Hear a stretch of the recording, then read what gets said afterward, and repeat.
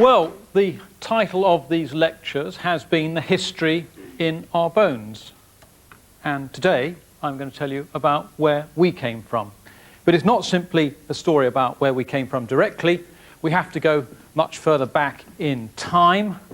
We have to go and look at the nature of evolution and the way in which the tree of our understanding of life is constructed. Not only dealing with such things as men and chimpanzees, or even our close relatives like cats and kangaroos, not even the dinosaurs, or the fish, or even such things as the fungi. We have to go deeper, in fact, even than the bacteria. We actually have to go down before even life had evolved, down in this strange, cloudy, nebulous area. And we have to look at the basic building blocks of life itself, things which came into creation before the solar system was even formed. And so when we consider about coming to the human condition, we're talking all the time about building blocks, things to build upon. What do we actually need then to form life in itself? Well, I have here the recipe book, The Recipe for Life. And I open it, and what we're going to do is ask for some assistance, because I can't do this just by myself. Now, I wonder if perhaps Mr. Ali Bongo could come and assist. Welcome. Right. Let me check again. Now, to make certain things, we're going to need some carbon. We're going to need as much carbon as would be needed for the leads of 900 pencils. Please, could we start? Excellent. Straight in there, please. All right.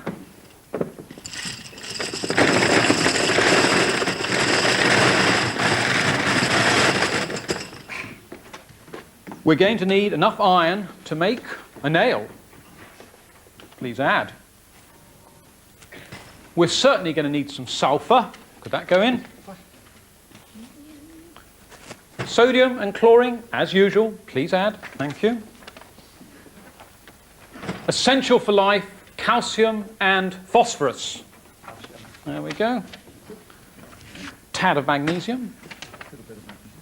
Now, oxygen essential. Enough to fill a real London double-decker bus. In it goes. And a few more gases. Let's have some nitrogen, and I think we'll have some hydrogen as well. Splendid. Right. Let's close the thing. And I think we better add something. Okay. Up. Oh. Now look. Other way. Oh, these machines are tricky. There we go. Right. We have some of the best electronics in the world here, and I will do a little bit of adjustment to it. Not too much. Ali, it's not quite enough. No. Some magic from you. Magic. Please, would you oblige us? Right. Abracadabra! That should have done it. I think so. Right. Let's see what's happened. There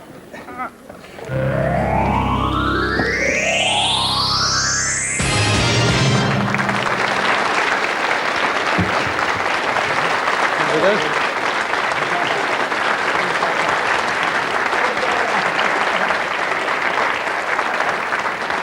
Thank you so much. Thank you.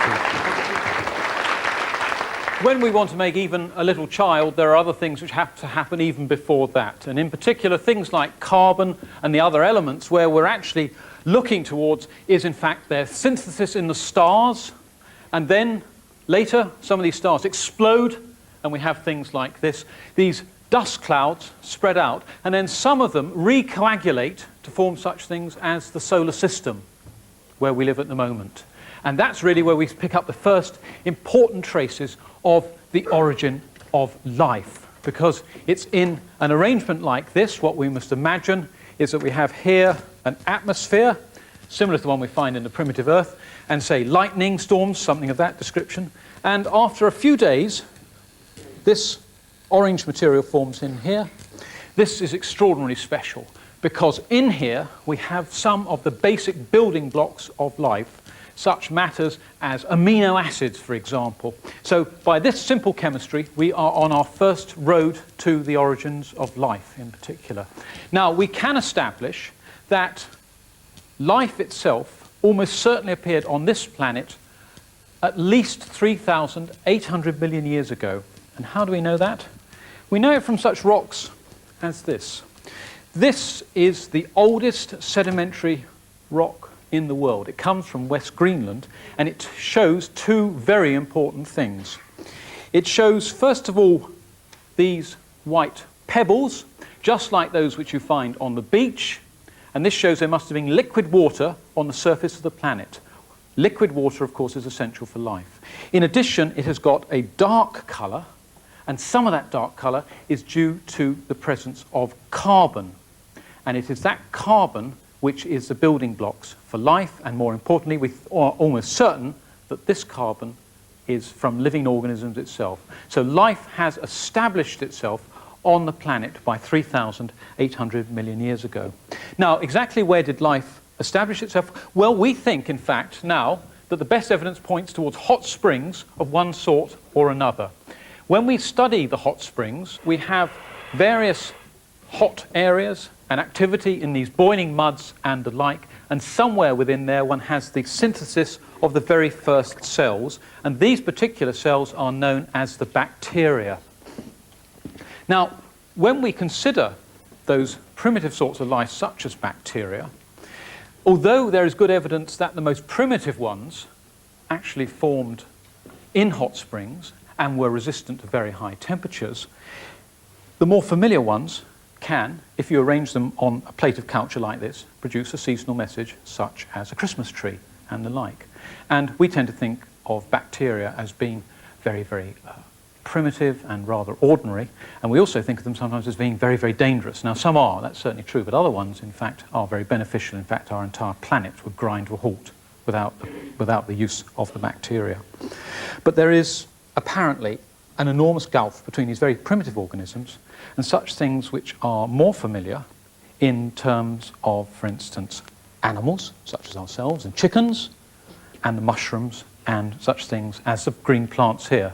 Now, at first, when you look at all these different forms, especially these, you think, well, there can surely be no connection, no relationship at all between such different-looking organisms. But that is not actually the case. Because if we look a bit more closely, we suddenly discover that there is a deep evolutionary connection between all of these here. And it's a very curious story indeed. All of these things are made of what are called cells. And if we look at an enlargement of a cell such as this one here, greatly enlarged, we have, for instance, the nucleus, and inside here we have the chromosomes. This is where the famous DNA exists. This is a blueprint of life.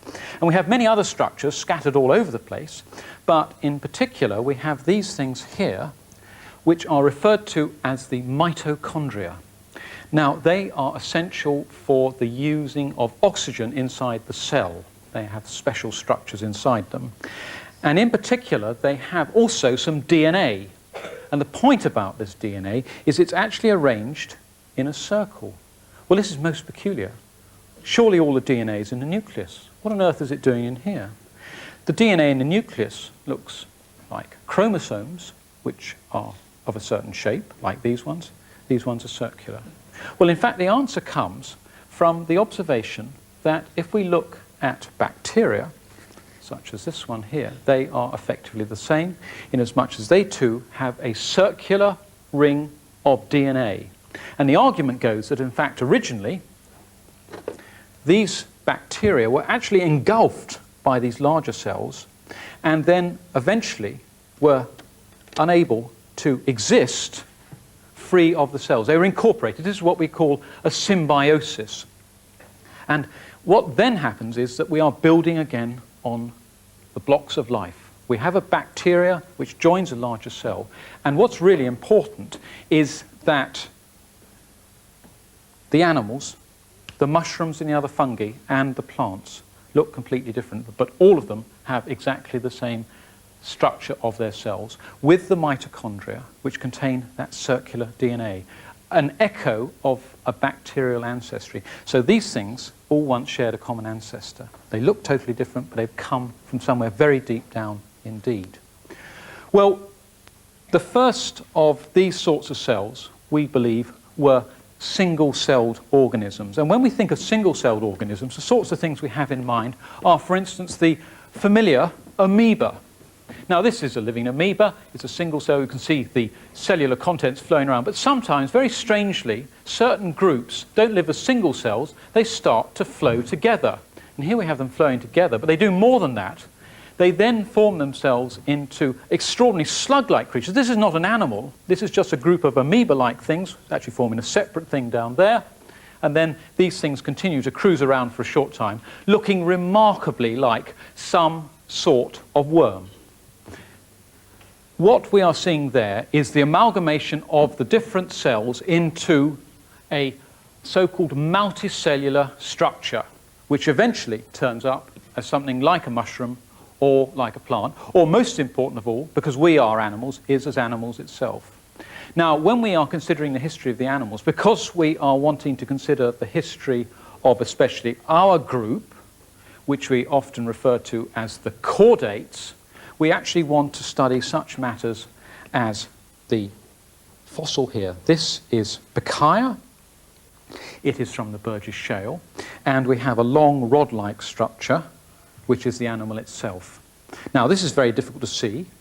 I've been working on this thing for about 20 years. And what we've arranged is to actually have a model here of the Baccaia animal.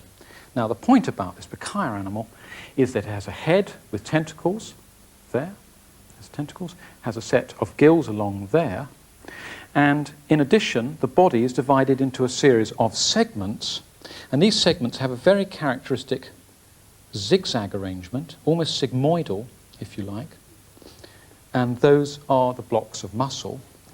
And equally important is if I hold this up, one can see that just as we think in life, this animal was translucent, and there is a rod-like structure running through the middle of it. And that rod-like structure appears to be the precursor of our spinal column, our row of vertebrae. Now, to make that point more strongly, what I've asked to be prepared, delicious, yum yum, is a lovely salmon. Now, the point about this salmon is that it shows precisely the same features. Here is a head, of course, but do you see these zigzag-like arrangements? That is exactly the same as we see in this animal called Baccaia. And if I then take away one of those things, one can actually reveal the blocks of muscle, and within, just as we would see in that ancient animal, we have the backbone running along there. So the importance about this thing is we can see exactly the same features in the Baccaia animal as we can see in this particular creature here. There's an exact correspondence between the two of them. Now, the point about this is that this animal lived about 550 million years ago, and we know that it evolved into something like a fish, and then from that it evolved into, well, the group which we call the frogs, that is the amphibians, and then from that we go to another group which we call the reptiles, which includes such things as snakes and dinosaurs. And from them, in addition, we go to this other group called the mammals.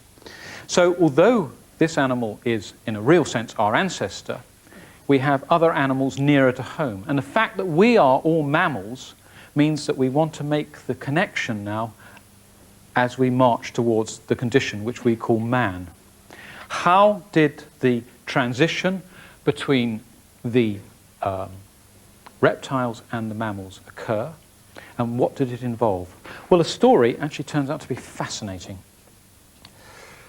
The transition occurred about 250 million years ago, and it involved animals like this, which we call cynodonts. Now, when we think of a mammal, the sorts of things we have in mind are particularly, thinking also, if we compare it with a snake, it has hair and fur in particular, and also the females produce milk for their young. That's something we call lactation. Absolute characteristic of mammals. The problem is those are not the sorts of things which are going to fossilize. We simply aren't going to see anything like that. What are we going to rely on? Well, many of the bones between reptiles and mammals are actually relatively simple. But there's one extraordinary story which again allows us to show building blocks and how we move on using previous things and then some innovation as well. Now, to explain exactly what this means, what I want you first of all to consider is such a thing here as the lower jaw of a typical reptile. Now this lower jaw, as you can see, has got the teeth on it here. But the really important thing is that the lower jaw consists of several bones. I think you can see fairly clearly the join between that bone there, here, and this bone here. And in point of fact, there are several more smaller bones down here. In other words, the reptile jaw is made of a whole series of bones. That's the condition they find themselves in. Now, can I all ask you just to feel your jaw like that? Okay. What you're feeling, of course, is that bone which forms your lower jaw. And here is the lower jaw of a human. And the point about this lower jaw, of course we have the teeth again, naturally enough, is in this case, this lower jaw on this side is formed of a single bone. So if you're studying evolution, you have a simple question. What on earth happened to these bones in the reptile in comparison to the single bone here? Well, I think the logical answer would be, well, they were lost, done away with, don't need them. Maybe this is a stronger jaw. They were disposed of. That isn't the way evolution works. Evolution is economical and it is thrifty. It is really concerned not to make the effort, if you like, of brand new things. And there is a very dramatic example of that, which involves looking at our ear.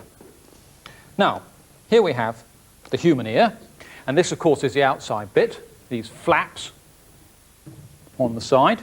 And I'm going to start to take this ear to pieces, slowly. What we see first of all, of course, is the area where the sound travels in. And if we take another bit off, we reveal a very complex internal structure. Now, I can't tell you all the details about that. There are many other evolutionary stories in here, marvelous stories. But when the sound meets the first part of the ear inside, it meets a drum, the eardrum, and on the other side, there's a little set of tiny bones. And the point about these tiny bones is that there are three of them. One of them actually comes from our reptilian ancestors. It's the same bone. But where did the other two come from? They came from the lower jaw. They have been transferred from the lower jaw into the ear. They've been used for something else. And what really matters is that we have fossil evidence which shows this. It's not just make-believe, a lovely story. We can go and look at the fossils and the rocks. This is a prepared part of a skeleton. And first of all, we notice the backbone along here. And we also have the skull and bits of the eyes. And here we have the lower jaw. Well, right in there, there are several small bones. And they are part of the story. Because in these particular animals, the bones are doing two things at once. They are working as part of the jaw, and in this animal, they're also working as part of the ear. They're actually doing two things at once. And that's very important to understand because it shows how apparently impossible evolutionary transitions can actually happen. I show you the final product here, and you think, that's ridiculous. How do we get to there? The fossil record actually reveals the final story. And so it is that by at least 200 million years ago, we have genuine, bona fide mammals. Real ones with their jaw only consisting of a single bone. And here I have one such example of a very rare and actually very important specimen from near Oxford, which shows the jaw of a small mammal. And I think you can see from the size of that jaw that the animal was probably a little bigger than a small cat, in fact. And, of course, at the same time as this animal was fossilized, the world was shaking under the weight of the great dinosaurs. The dinosaurs had inherited the Earth, and the mammals, although quite abundant, were literally in the shadows of them. It was only with the disappearance of the dinosaurs, with the huge asteroid which hit the Earth 65 million years ago, that the way was cleared for what we often refer to as a radiation of the mammals. And what that then means is, as we're always taking our story upwards, we're leaving behind the dinosaurs, and we are now going to concentrate just on this area in here. This is the group which we together called the mammals. Now, again, I could tell you stories about the origins of cats or the origin of things like kangaroos. But our pursuit today is to find out about the origin of man. And the first thing to emphasize is that common belief, common parlance, scientists will tell you, is that we are closely related to the chimpanzees. Is that actually reasonable? Is it actually true? Well, I think it is, and I can show you why. The evidence comes from, in fact, not the bones per se, it comes from molecules. Now, this is a rather remarkable model of a particular molecule. This is a protein. It is a protein known as hemoglobin, and it occurs in the blood. It's actually responsible for transporting the oxygen through the bloodstream from the lungs to the places which it is required. Now, it's a very, very complicated structure, and this model was actually built by a very distinguished scientist, Max Perutz, and it took an enormous amount of work to discover the configuration, and he got the Nobel Prize for it. But the point about this model is that it's got all sorts of long chains. In fact, there are white areas and dark areas, and those are slightly different parts of this large molecule. But the point I want to make about the hemoglobin is that once again we are looking at building blocks. It is a protein, and that means that its building blocks are in fact the amino acids. So each one of these consists of a large number of amino acids all joined together, just as you might imagine a necklace. They're strung all together. Now, there are a whole variety of different amino acids which build up this particular molecule here. Now, to make this point more clearly, what we are going to do, in fact, is to provide a small demonstration. And I think, first of all, can I just have 2 volunteers? Oh, forests of hands everywhere. What about the girl with the bluish pull over there? Yes, would you like to come down? And let me see. Yes, perhaps this chap right at the front, please. Welcome both. Right. Could you tell me your names, please? Claire. Claire? Christian. Claire and Christian. Right. Now, Claire, if you'd just like to put yourself slightly on that side. And Christian, if you just want to stand there. Thank you very much. Now, Claire, can you just hold that end there? And Christian, can you hold that end there? That's excellent. Now, what I want you to do is each work in opposite directions. And at the end of each one of these things, you'll find a little bit which will allow you to attach it to the corners of this desk. Okay, which is just, Claire's just round the corner there. Okay, what we're going to do is actually put it down lowish and a little bit further along. Do you see the little further round again? A bit further. Whoops, sorry, it's okay. There we go. Let's go a bit further round. Okay, and we attach it there and super. There we go. Lovely. Okay. Excellent. Right. Now, if you just wait here for just a moment, I'll now explain, to begin with, what's going on. This is the sequence of the amino acids which we find in the hemoglobin, that's the protein we find in the blood, in the cow. And we've color-coded it for simplicity. There are a whole variety, but we're just working on the colors.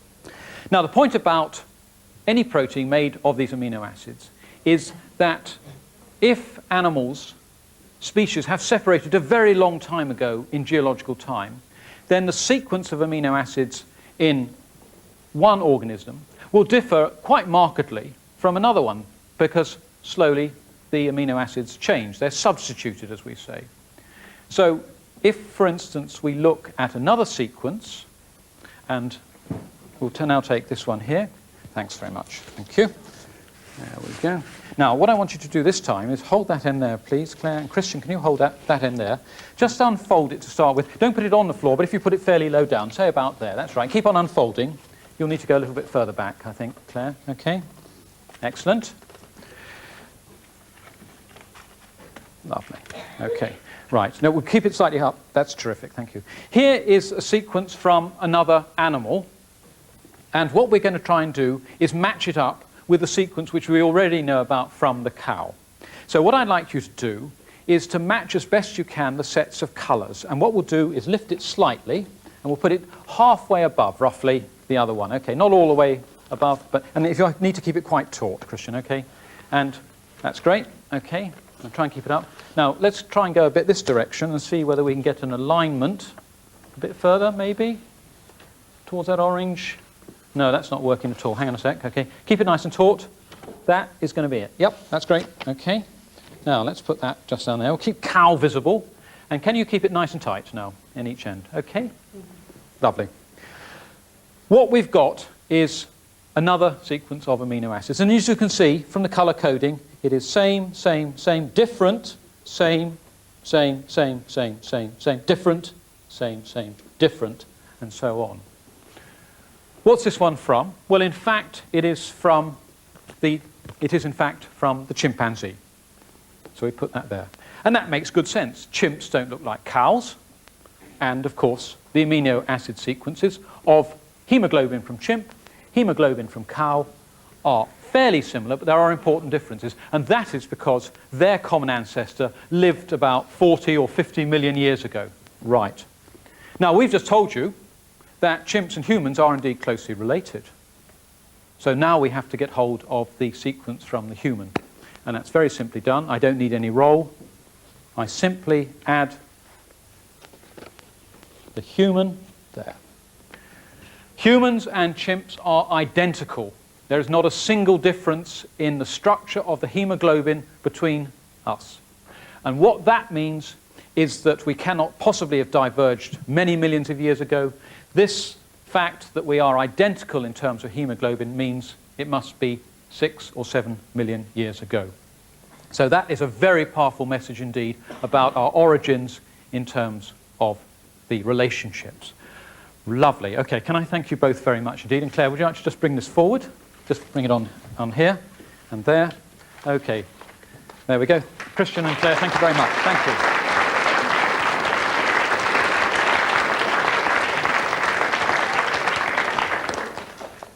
So we've established that chimps and humans are really closely related in terms of the identical structure of the blood protein hemoglobin.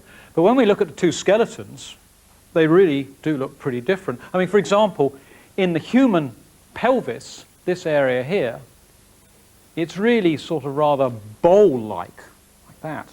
Whereas if we look at the equivalent area in the chimpanzee, we can see that the pelvis is much more elongated. Really pretty different. And now look at the arms.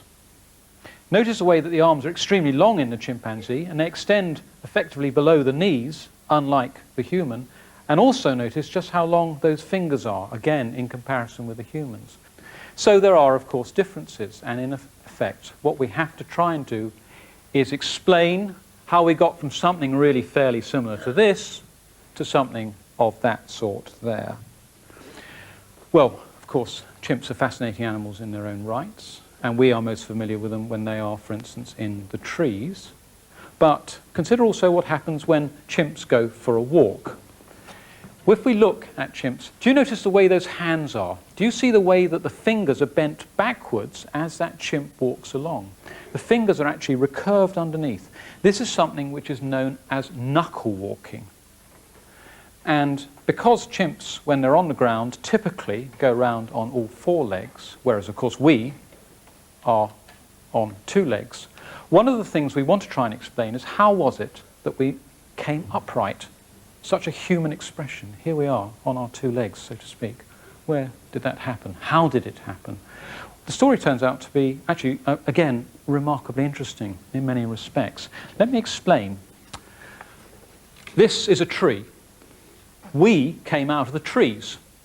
It's a common saying. Like the chimps, and especially when we're children, but even sometimes when we're being ridiculous as grown-ups and climb trees, then we typically hold the trees something like that. We're grasping them with our fingers.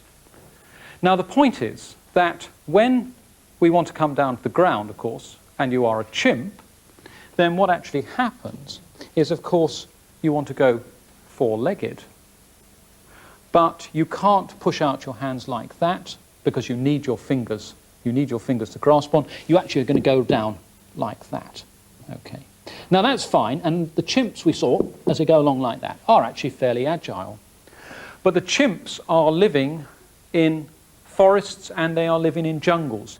And that means that if danger threatens at any particular time, then they immediately shoot up a tree, and when they like the predator, the hunter can't follow them. There's no difficulty. But we do know that 7 million years ago, there were major changes in the climate of Africa, which of course is where the chimps live. And these changes in the climate led to the jungles shrinking in size. And of course that's where chimps live to the present day. But imagine now that we have a set of trees widely separated with grassland in between. That's what we call the savanna, because the climatic changes clearly show that that must have happened.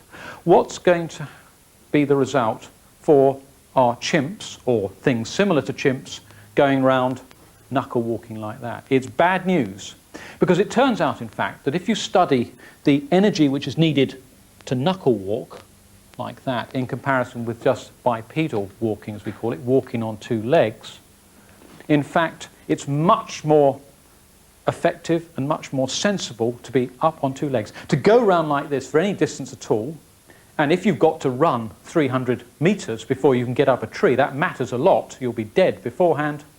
Then, in a sense, you're almost forced to come up onto these two legs like this. Knuckle walking works in the forests. It's death on the savanna. You just can't manage it. And because you can't revert to a standard method of four-legged locomotion like a dog, for instance, that's our only choice. And that seems to be one of the reasons why we actually came up on two legs. But that's not the only part of the explanation. There we are, so to speak, maybe 6 million years ago, in the savanna. It's Africa, it's near the equator, and it is extremely hot. The sun is blazing down. There's almost no shade because the trees are very widely scattered. In those particular cases, there's something else which happens. And here comes the sun. Lovely. Now, we have a little demonstration which I hope will show what a powerful argument this is. And if I could just ask a volunteer to come on now. This is, no, I'm sorry, this is a volunteer coming from the ambulatory. This is Jamie, I believe. Greetings, Jamie. We're going to turn you into a chimp very shortly, if you can just hold on. What I'd like you to do, first of all, is to stand almost underneath the sun. And I want you, first of all, to become a chimp and become a knuckle walker. Don't move away. That's okay. Down on the back. And if you, that's about right. If you come just forward a tad, perfect, stay there. Now, the point about Jamie's clothing is it is a blue T-shirt, but it's a special T-shirt with chemicals in it which are very, very sensitive to the heat. And I think you can see that although some parts of the T-shirt are still quite blue, the original colour, much of it has turned into this turquoise colour here. And that is because the heat is blasting down on Jamie. We're on the equator. It's 90 and we're not even in the shade. Now, the point about Jamie in that position, of course, is he's intercepting an enormous amount of what we call solar radiation. If he's going to knuckle walk, especially, he's going to get extremely hot. He's going to overheat very, very rapidly indeed. And he'd have to drink gallons and gallons of water, which may be difficult to find. So now we convert Jamie from the knuckle walking position, and he stands upright like that. We'll keep underneath there. Another advantage of becoming bipedal in this particular environment is that now the total surface area exposed to sunlight by Jamie or any other bipedal hominid is greatly reduced. In other words, we are going down to a much reduced area. And that probably also explains why we all have hair on our heads. That's actually a relic of our African ancestry. The hair here is keeping Jamie's head relatively cool. And there's another aspect also about coming up from knuckle walking to the upright like that. And that is, of course, as you all know, perhaps when you're lying on a beach, flat out on the sand, you're boiling hot. As soon as you stand up, then the currents go backwards and forwards. You cool down very quickly indeed. So now, Jamie, if I just ask you to rotate round slowly. That's lovely. And okay, and if you come round a bit more. Okay, and a tiny bit more. Super. That's super, thanks. What you'll now see, of course, is that the turquoise colour produced by the solar radiation is largely restricted to Jamie's shoulders, and the rest of him has turned back into the original blue colour. So that seems to be a good part of this explanation. Climate change and thermal regulation together may well explain how it was that we are not coming into this lecture theatre on our knuckles. We're actually upright. We're part of the way. So lovely. Thank you very much indeed. Thank you.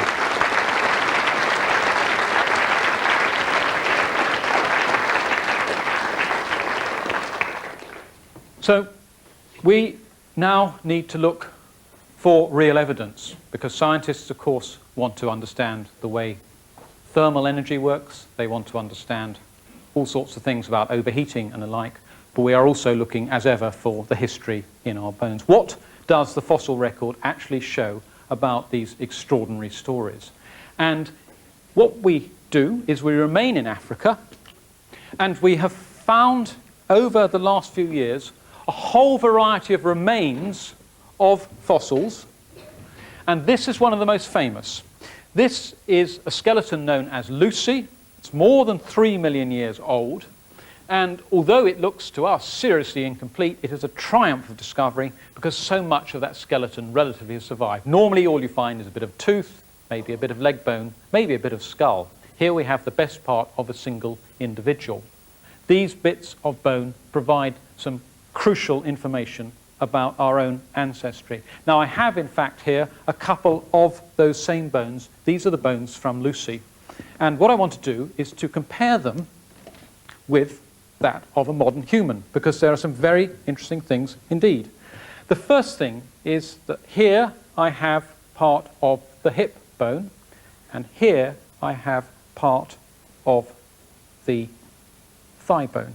Now what we're going to do is arrange these in a specific fashion, because what I want to draw attention to in particular is that these two bones here are much smaller, and that's because Lucy was about 4 feet high, not as a little girl, but as an adult, much smaller than the living humans. And the other thing, which is very, very important, is if I move these two bones round like this, we can see the way they come together. And this arrangement of, let me sort this out, this arrangement like that is very strong evidence indeed that Lucy walked upright. Do you see the way that thigh bone is going straight down from the hip? Well, it's good evidence, but is it convincing? Because after all, maybe the bone wasn't quite in that orientation. We're just working here on the bones. We don't really know very much about the way the muscles were organized. Well, there is in fact other information which I think clinches that. And that comes not from the bones themselves, but from what we call the trace fossils.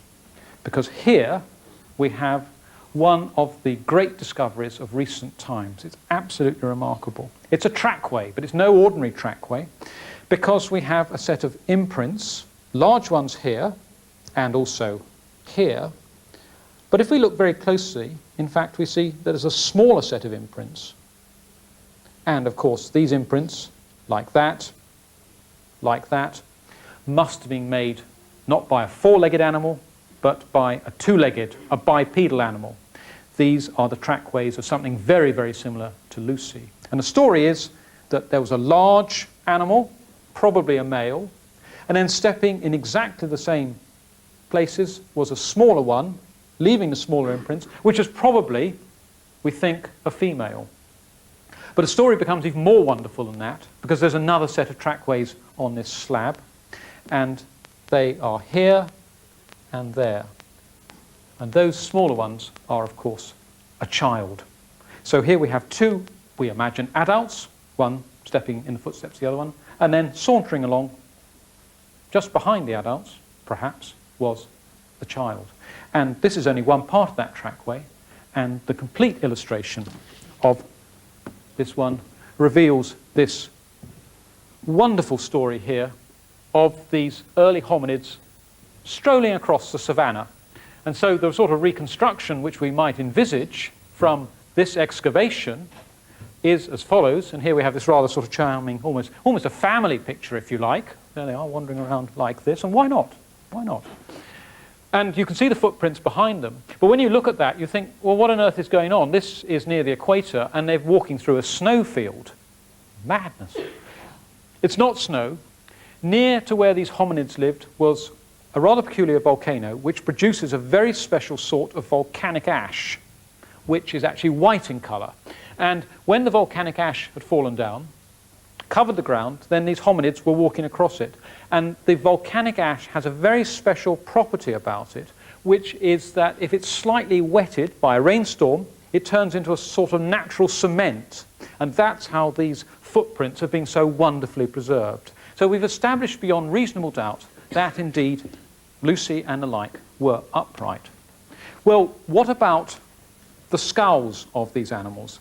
This is one such skull. It's not actually from Lucy, but from something very similar. And you can see the eyes here. But the thing I really want to draw your attention to is this area. This is, of course, where the brain was located. And the point about this brain is that it is tiny. This animal has the brain the size of a chimp, and yet it is upright. And that came as a very considerable surprise a few years ago.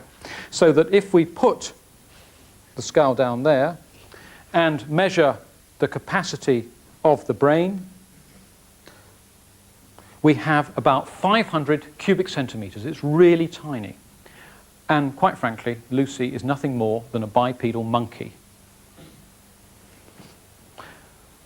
Well, what was her life like? And that of her families and friends or tribes or however they existed, troops perhaps.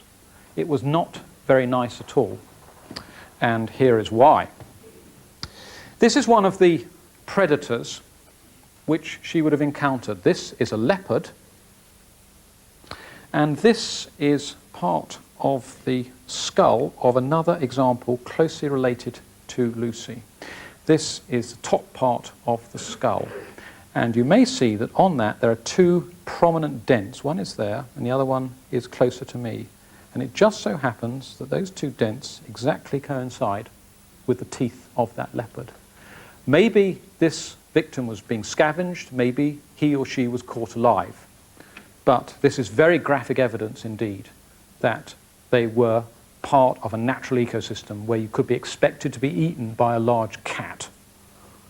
It's rather haunting, that, so close to us. And that in a way perhaps gives us some sort of clue or sense as to how things might have moved on, because after these very early hominids we come across things like this. Now this looks like an ordinary pebble. You think, goodness sake, what on earth is going on here? But it's not. This is an example of one of the earliest tools made by hominids. You can in fact see the way that that individual smashed off chunks of rock to produce a set of sharp edges. It's very primitive, but here, I think in an extraordinary sense, you feel there's some sort of conscious manipulation, and I don't think it's too much of an exaggeration to say one is almost at the stage of coming towards ultimately something like a space shuttle. We really are on our way. But getting there was a very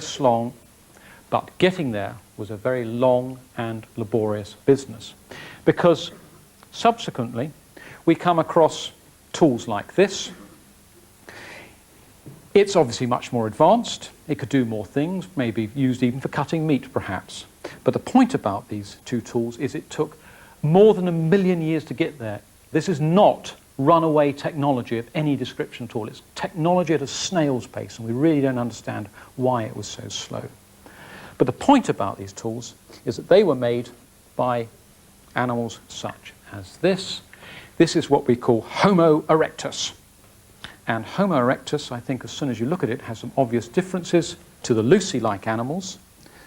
In particular, it has, the face goes very much forward there. Here it's much flatter. But the brain is much, much bigger. And if we now look at the capacity of the brain, we are at about 900 cubic centimetres. Now, the point about this Homo erectus is there's something else. Lucy and the similar hominids, the very early ones, so far as we know, were restricted to Africa. But now when we go and look at Homo erectus, we find them in many parts of the world. We are beginning to fan across the world. They got to Java, certainly. They also got to Peking, because this is an example of Peking man. And in the caves excavated just outside Peking, many skeletons and bits were found, and there's also some evidence for the use of fire. And they got to other places as well. This is part of the leg bone of Homo erectus, and this is from Sussex. This is Boxgrove man himself. So very widespread indeed. Now there are other things we can learn about Homo erectus, which I think are very interesting indeed. Lucy was a remarkably complete skeleton, but it was nothing as complete as this very famous skeleton known as the Narukatomi boy, and this is his discoverer, Alan Walker here. The Narukatomi boy, and he was a boy, died when he was 12 or 13. We don't know why, maybe because of a septic jaw and blood poisoning. We're not absolutely sure. But the point about this is that had he grown to adulthood, he would have been 6 feet tall, bigger than many people today. And there are other things we can learn about Homo erectus to do with their health, for example, and the like. Now here we have a section through the bone of Homo erectus, another specimen, and normal healthy bone looks like that. But above we've got a lot of diseased bone. Now when this slide was shown to medical experts, they said, well, we're not quite sure what it is, but our hunch is that this person died of a horrible disease, or a horrible illness really, which was due to eating far too much vitamin A. How do you get too much vitamin A in the middle of Africa, where this bone came from? The answer turns out to be that the livers of carnivores, like lions, are very, very rich in vitamin A. This poor person foolishly ate some, probably the whole liver, and suffered from poisoning by vitamin A. And that leads to an agonizing disease, which you may survive, as this one certainly did, for several months, but then you die. But the point about this is that somebody must have been looking after this individual. You cannot live in Africa at that time, full of carnivores. You would disappear, be eaten within a day or two. This suggests that there was social control, social connections, some sort of caring for one another. That's very, very important. But was Homo erectus genuinely human? Well, I don't think so. And the evidence for that actually comes from the study of the parts of the backbone, which we call the vertebra. Over here we have a human vertebra, and this area here is where the spinal column, the nerve cord, goes through. Now if you compare that modern one with Homo erectus, you can see straight away that the area is much restricted. Now it's not much restricted because this was a much smaller animal. No, not at all. The point about this is that the number of nerves going down from the brain downwards along the spine was much reduced. These two vertebrae actually come from the region of the lungs, the upper part of the back. And the deduction, which I think is very reasonable, is that there were not sufficient nerves leaving that part of the backbone to precisely control the breathing. Why does that matter? Well, it matters very much because it turns out that language involves many things, much of it, of course, in our brains, but also in our throats. But in addition, it involves very precisely controlled breathing. And the notion would be that Homo erectus would be unable to have any sort of sophisticated language. There'd be no point inviting Homo erectus in to give a talk of his accounts, how he saw the world, because I don't think there would be very much more than the most simple syllables, if that. This is an almost voiceless creature. As Alan Walker, the discoverer of Narukatomi boy, observed, they're still not quite human. There's still something lacking. Now, from Homo erectus evolved a couple of species about 500,000 years ago. One of these species is ourselves here. But there's another species which is the famous Neanderthal man. And there is an enormous amount of debate going on about the relationships between us and Neanderthal man. The first thing we notice, though, is that if we look at the brain capacity of ourselves here, it's about 1,300 cubic centimeters. So you can see now just how dramatic this increase in brain size was. Absolutely extraordinary. The Neanderthals actually had slightly bigger brains than us, as it happens. And the debate really has been centered on the relationships between these. Is the Neanderthal simply a subspecies of us? I mean, to put it one way, and this is an important way, would we be able to mate with Neanderthal man? Or is it a completely separate species which is now extinct? And this is important because we are here right on the threshold of becoming human. Well, there are some obvious differences. Most important, I think, is that if you feel your forehead like this, there, you feel how smooth it is. And of course, when we see the skull of man, and this, of course, is the species Homo sapiens, it's remarkably smooth. Whereas in the Neanderthal man, we have these very, very prominent eye ridges. And of course, that's something we've observed all the way back from Lucy-like hominids to Homo erectus, right the way up to here. Now, it's very difficult to imagine what it would be like to have huge, great big eyebrows with great lumps of bone underneath. But very ingeniously, in fact, an American anthropologist, a man called Krantz, actually did some experiments. He went around for 6 months with artificial Neanderthal-like eyebrows stuck on. He even went to bed with them on. And there was a serious point, though, about this, because what were they for? And of course, at this time, there were no hairdressers. And it sounds ridiculous, but maybe it's not. The way our hair falls, the way it grows, remember, of course, we're keeping it to keep our heads cooler. It actually allows the hair to flow sideways. It doesn't fall in front of the eyes. And there may be other aspects also to do perhaps with sexual attraction, reasonably enough. Why not? And also aggression, like that. Imagine that thing coming straight towards you. So that is one reason, though there are others, to suggest, in fact, to many of us, that the Neanderthal is a genuinely different species. But the puzzles don't end there at all. Because when we investigate the sort of tool culture of early Homo sapiens and Neanderthals, they are very often using flints,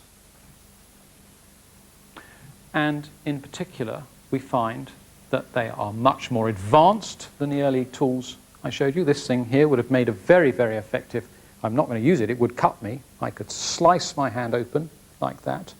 It's as sharp as glass. But the really astonishing thing about these tools is that unless you find the tool actually with a skeleton, it is remarkably difficult to understand whether it was made by an early example of Homo sapiens or whether it was made by an example of a Neanderthal. They're almost indistinguishable. And then, about 50,000 years ago, something absolutely extraordinary happened. And by and large, I think it is true to say, nobody has got the foggiest idea what it was. Something happens inside our heads, presumably, which leads to a revolution which we are the heirs to. Because at that time, suddenly the technology of the tool building undergoes a radical change. And when you look at the sorts of tools being made after that, from about 50,000 years ago, the poor old Neanderthals are left behind. Now, there's some very haunting stories that the very last Neanderthals, which lived about 30,000 years ago, were actually trying to copy our tools. They are imitations of them. There's even some suggestion of trading. But it still remains a fact that although Neanderthals had brains bigger than us, although they buried their dead, and there's some evidence they even used flowers, they are a separate species and they have gone forever. And there's something lacking about them because that 50,000 years ago, we start to go into tools of this sort of description.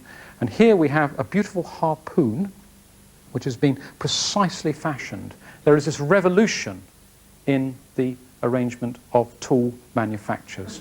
And that is something you'll never find made by any sort of Neanderthal. And it's not only the case that we make from that time onwards wonderful tools, we have art, famous of course from the cave paintings, but again, the attempts at symbolic representation by the Neanderthals are, from our viewpoint, frankly pathetic. We just don't know what that crucial change was. And so from 50,000 years ago, we're on the final home run. And this, in many ways, is, I think, the most dramatic and remarkable of the sorts of examples which our distant ancestors made. They were, of course, dealing with function. This thing, in fact, is a spear thrower. They're improving their hunting all the time. But they've also carved it in the most beautiful fashion. There's 2 deer here. And it's really at this stage that I sense that, you know, the story is coming not to a close, but is opening up in the most fascinating way, because here we have something which is beautiful. They enjoyed making this. And really, when one looks back over the huge periods of time, what we are able to do now is to peer back, and this is a unique ability of only our species. We can understand where we came from in terms of perhaps the origin of life one day, certainly the Pacaya animal turning into a fish. We get onto land. We are once reptiles. Our ear bones tell us that. And now, of course, we are a very special sort of mammal. And that, I think, is quite remarkable, because it's not clear to me at all that intelligent life should be so very rare. But apparently only one species, ourselves, has achieved this level of complexity.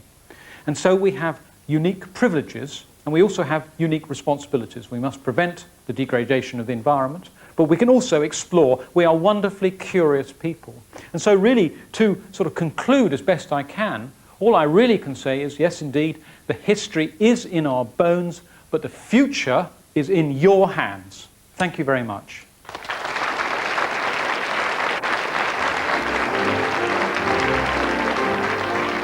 If you would like a booklet or a video pack of all the lectures, which includes a free booklet, please send a cheque payable to BBC Education to BBC Education, PO Box 5620, Newbury, RG14 2YA. The booklet is £4.50, the video pack is £29.